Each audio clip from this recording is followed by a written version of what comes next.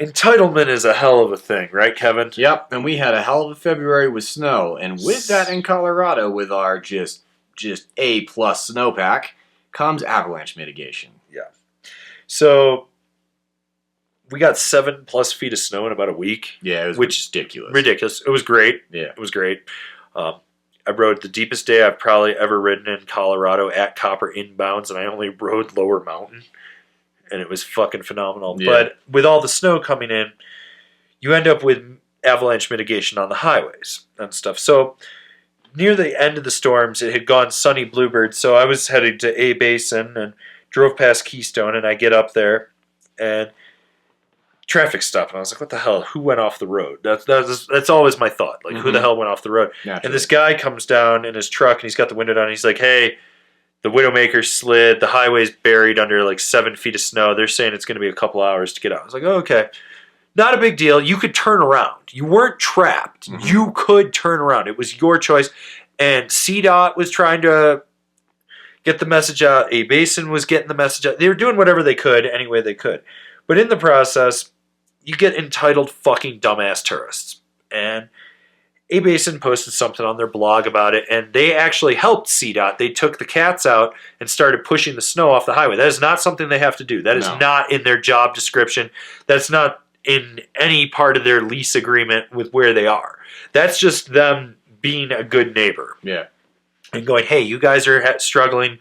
We're going to do it. I mean, plus, we should also preface this with the fact that having the highway shut down does not aid A Basin at all. No, it doesn't. It hurts them. So you really, like, they don't want that to happen. Yeah.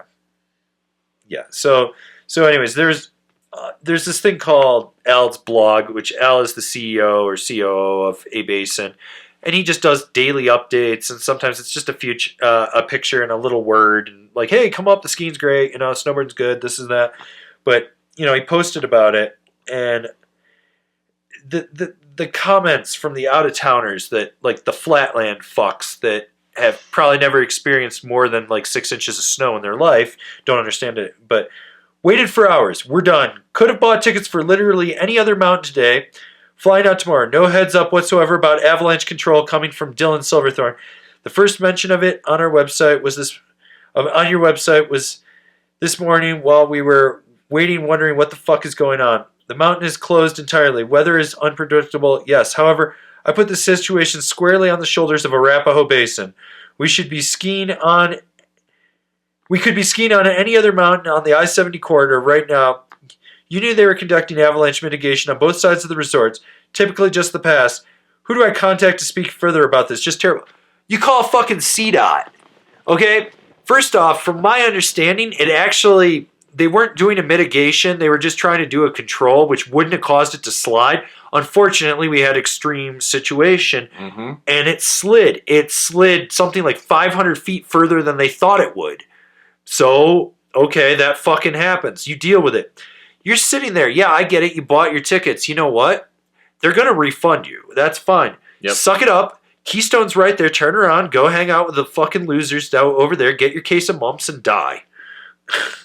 Like, this is totally, like, it's not A Basin's fault. A Basin doesn't have a hand in the mitigation. Sometimes they don't Sometimes they don't even get the notification until 5, 6 in the morning that or even as late as 8 or 9. Yeah. You know, it comes down from CDOT going, when can they do it? Plus, that week was hellacious for snow removal. I mean, at one point, Frisco had something like a 35-foot snowbank on every corner from plowing. Yeah. We already have a delicate snowpack out here. Yeah. Just at a level of entitlement. For anyone that's traveling, just always assume that the weather is out to kill you or stop you or hinder you. Like, I live here. And I drove over there and had no clue and was like, what? This is going on? Oh, shit. Okay. Well, turn around, and then I drove across the county and went to Copper. Yeah. Along with everyone else that had an Icon pass.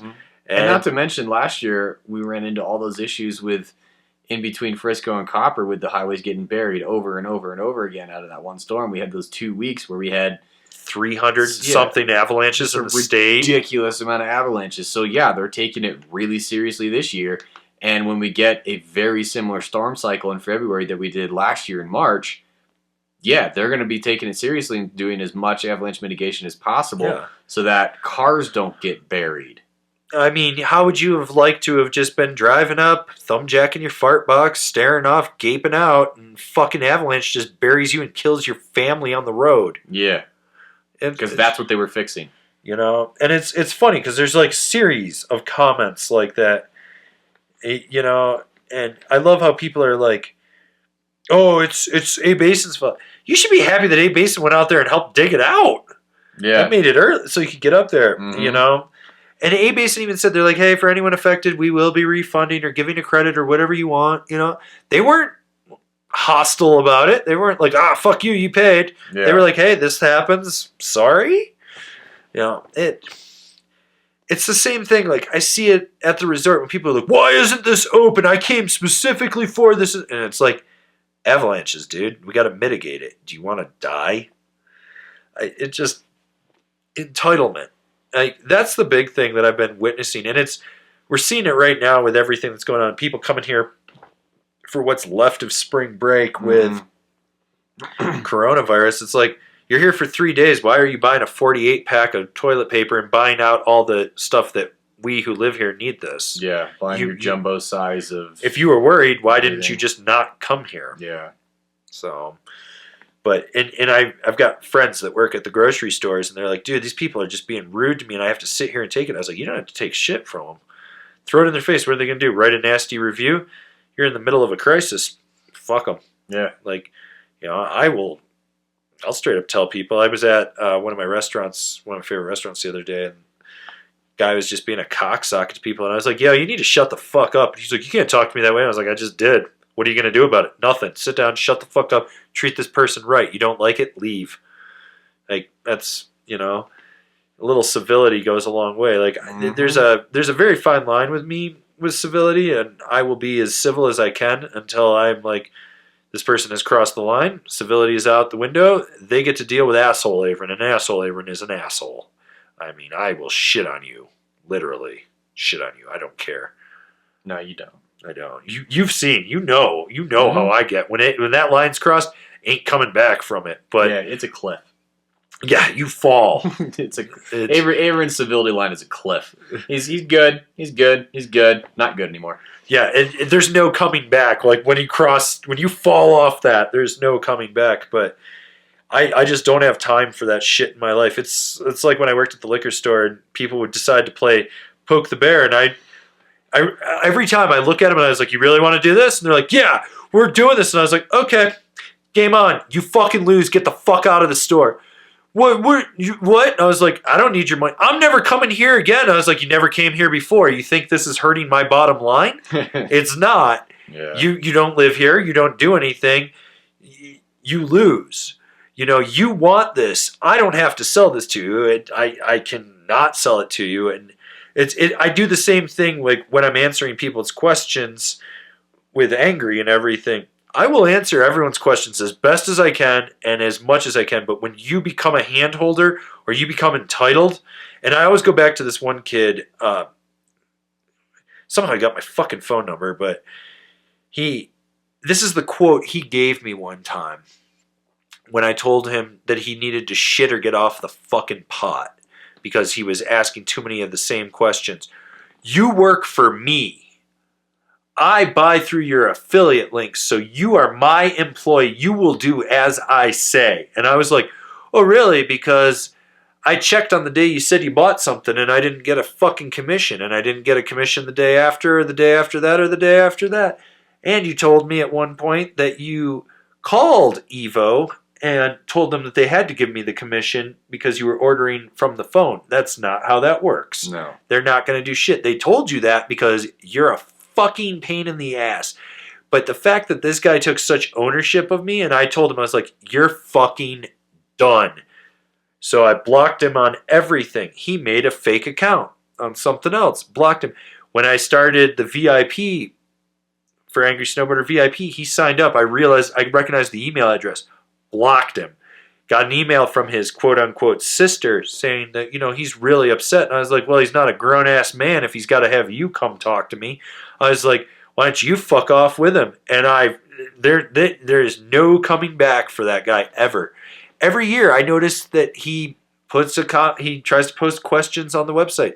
Every year, I flag it as fucking spam. Every fucking year. Fuck that guy. Fuck him. Like, that civility is out the window. If I'm somewhere and everything's going fine and nothing, and out of nowhere someone starts being an asshat to the employee, I will call him out. But if I'm sitting there and I'm watching the employee go back and forth and the employee's being a dick about it and he's being a dick, I'm like, I'm not getting involved. No lines were being crossed on me. Someone's standing up for themselves. But when I see people that have these corporate jobs where they're not allowed to, I will. Like today, with that fucking dad yelling at the lifty, and I told him to sit down and shut the fuck up. And he was just like, And the lifty came up to me and he's like, hey man, thanks for doing that. I was like, dude, you're just pushing the buttons and making the flying couch move. I don't care. Like, you're good, man. You did nothing wrong. You're trying to do your job. He's going above and beyond to be a dick. You did nothing wrong. And I fully understand that tourists are the reason I get to live here and do what I do. But that does not mean that I have to worship you. Oh, well, okay, so I'll give you guys another story. The other day, I'm walking down the street to go to the market to grab some stuff, and two women come up to me, do you live here? And I was like, God, I sure hope I do. And they're like, oh, okay, well, we need to know where you would recommend for happy hour. I was like, what are you in the mood for? You know, because we have 200 plus restaurants and bars. Well, we want a place where only the locals would go and there's not going to be a lot of tourists. Well, I'm not going to tell you that. But I was like, okay, what type of food ambiance do you want? Well, we just want diehard locals. Okay. And we heard about this place and they rattled off a restaurant. One, they said the name wrong. And two, the restaurant hasn't been here for a year and a half. It's out of business. And I looked right at the woman and I go, they're out of business. And she goes, what? No, they're not. And I was like, I've lived here for 15 plus years. They're out of business. I know the head chef. I know where he's working now. The family closed up shop and left. Their kid was having breathing issues because of the elevation, so they moved. And this woman proceeds to start arguing with me about where local restaurants. She rattled off 3 more restaurants that haven't existed here for 10 years. She's like, these are where the real locals go. And I was like, no, the real locals go to the liquor store right there. Then they walk next door and they get a cheese plate. And then they go home and they hide from you. Yeah. That's where the locals go for happy hour. Yeah. And I was like, you know, the best thing you can do is walk down Main Street, look at the restaurants, and then look at the menus, because they all have menus out in front of their restaurants. And that'll tell you if you want to go there. And you know, and she's doing this. So I rattled off like 3 that they were probably like 55, 60. I rattled off 3 restaurants that would be perfect for her. She looks at me and she goes, you clearly just don't live here. And I'm like, are you fucking kidding me? I remember when there wasn't parking. I remember when there wasn't a gondola. Yep. I remember when, you know, I can remember when the Speakeasy movie theater was a pile of shit. Now it's like the greatest movie theater in the county. Mm-hmm. You know, I can remember when we didn't have an Epic Pass. Yeah. You know, and she's like going on with these and she's just entitled to it. And she's like, well, we're going here and we're going to that place. You can go. It's a fucking tattoo parlor now. Maybe they'll tattoo dumbass on your forehead so everyone else knows not to deal with you. And while she's yelling at me and belittling me like this, 2 people I know ride by and have the window on. Avran! I was like, what's up? Like, clearly I fucking work here. Like, I mean, yelling at one guy. I was like, you should be at work. Get to work. You know, so don't be entitled just because you pay money. I get it. Like, we all live here because of you. Like, I get it. Our economy is so valid on you. But, yeah. It's... You don't have a sense of entitlement. It's so fucking hard. Like, this is why I do those top 5s where I just shit on people. Like, it's my way of venting more than anything. You got anything else to add to this one? No, that covers it. All right.